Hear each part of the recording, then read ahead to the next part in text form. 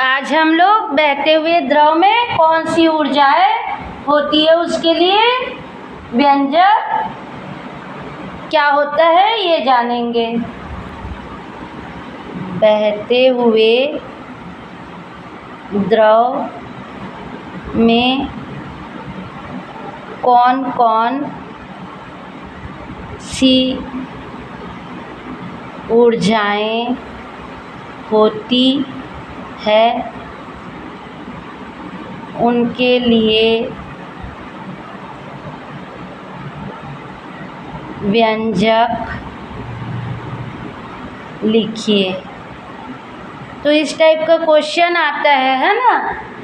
तो इस टाइप के क्वेश्चन के लिए क्या करेंगे, कौन कौन सी ऊर्जाएं होती है ये जानेंगे। तो क्या उत्तर लिखेंगे आप? उत्तर किसी बहते हुए द्रव में तीन प्रकार की ऊर्जाएं होती है। कौन कौन सी तीन प्रकार की ऊर्जाएं होती है? पहला गतिज ऊर्जा, ठीक है। दूसरा क्या है? दूसरा है स्थितिज ऊर्जा।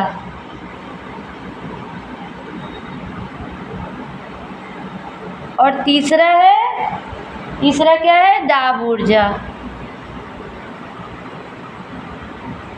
ठीक है। तो सबसे पहले गतिज ऊर्जा क्या होता है?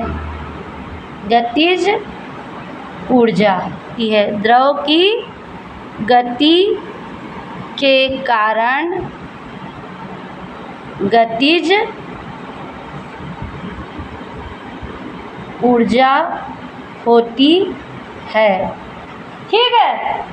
मान लो कि m द्रव्यमान का द्रव कहीं बह रहा है ना v वेग से। मान लो m द्रव्यमान का द्रव v वेग से बह रहा है, तब उसकी गतिज ऊर्जा क्या होगी? उसकी गतिज ऊर्जा हाफ mv स्क्वायर, ठीक। इसलिए एकांक द्रव्यमान की गतिज ऊर्जा बराबर half mv square upon m, ठीक। या कह सकते हैं half v square. mm cut गया है ना। अब यदि द्रव का आयतन v हो तो प्रति एकांक आयतन की गतिज ऊर्जा क्या होगी? प्रति एकांक आयतन की गतिज ऊर्जा बराबर हाफ mv स्क्वायर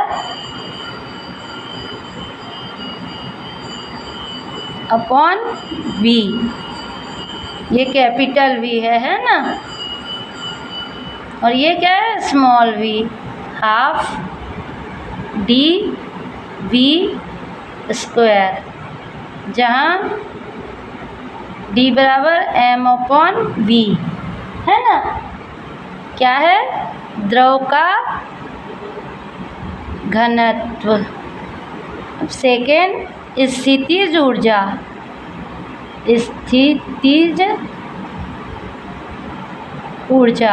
होती है द्रव की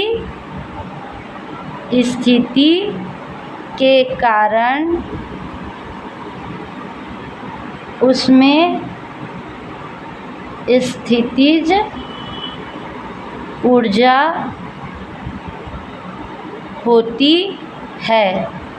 ठीक है, यदि m द्रव्यमान का कोई द्रव पृथ्वी की सतह से h ऊंचाई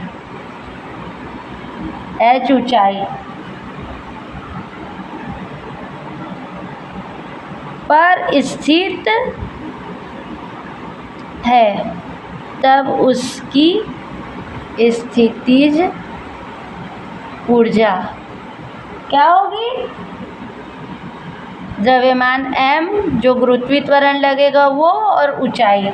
ठीक है, इसलिए द्रव के एकांक द्रव्यमान की स्थितिज ऊर्जा बराबर क्या होगा? mgh upon small m equal to gh। अब द्रव के एकांक आयतन की स्थितिज ऊर्जा बराबर क्या हो जाएगा? तो mgh अपॉन v, है ना, इक्वल टू dgh, जहाँ d equal to m/v equal to द्रव का घनत्व। ठीक है, अब तीसरा है हमारा दाब ऊर्जा। ठीक है, तो द्रव के प्रवाह के लिए उस पर दाब आरोपित किया जाता है और द्रव के दाब के कारण द्रव की ऊर्जा को दाब ऊर्जा कहते हैं। ठीक है, मान लो किसी द्रव के A क्षेत्रफल पर P दाब आरोपित होता है, जिसके कारण उसमें विस्थापन होगा, है ना, विस्थापन x होता है। तब क्या होगा? द्रव की दाब ऊर्जा, द्रव की दाब ऊर्जा बराबर क्या होगा? द्रव द्वारा किया गया कार्य, द्रव द्वारा किया गया कार्य बराबर बल गुणित विस्थापन, या इसको कह सकते हैं दाब गुणित क्षेत्रफल गुणित विस्थापन। ठीक है, तो दाब क्या है? P, क्षेत्रफल A और विस्थापन कितना हुआ? x। ठीक है, या इसको लिख सकते हैं PV, क्योंकि आयतन बराबर क्षेत्रफल गुणित विस्थापन बराबर क्षेत्रफल A इंटू विस्थापन x v, है ना। तो ax की जगह हम v लिख दिए, a pv, है ना। इसलिए द्रव के प्रति एकांक द्रव्यमान की दाब ऊर्जा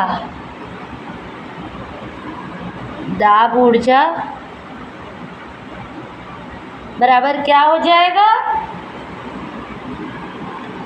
PV/m इक्वल टू P/D। चूँकि m/v इक्वल टू D और D क्या है? द्रव का घनत्व। तो